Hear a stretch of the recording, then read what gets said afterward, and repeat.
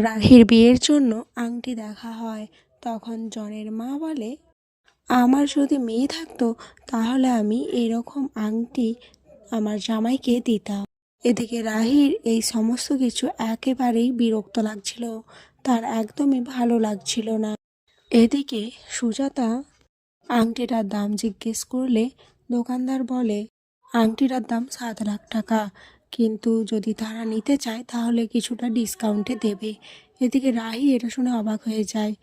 আর জনের মা বলে, আমি বললাম বলে কি আপনারা এটা বলছেন নাকি? না না, তার কোনো দরকার নেই। কিন্তু সুজাতা বলে, না না, সেটা বললে হয় নাকি, আমি ওই আংটিটাই দেবো। এদিকে রাহি অবাক হয়ে যায়। এরপর রাহির জন্য আংটি পছন্দ করা হয়, কিন্তু আংটির দামগুলো এত হাই হওয়ায় রাহি বলে সে নেবে না, কারণ আংটিগুলো অনেক দামি। ঠিক তখনই রাহুল ওখানে চলে আসে। রাহুল বলে, ভালোবাসার জন্য মূল্য হয় না, ভালোবাসার মূল্য অমূল্য হয়।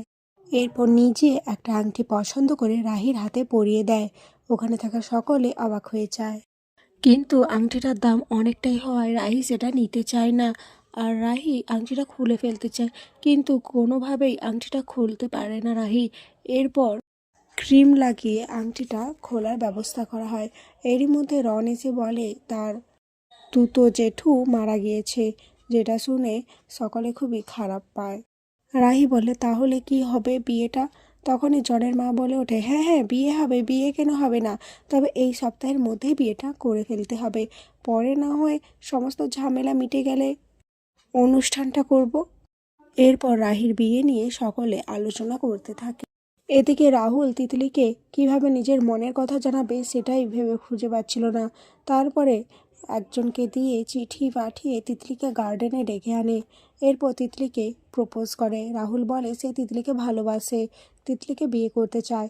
তিতলি তখন বলে, তোমার বাড়ি কোথায়, তুমি থাকো কোথায়, জিজুর বাড়ির পাশে? তখন রাহুল বলে, না, আমি ওখানে থাকি না।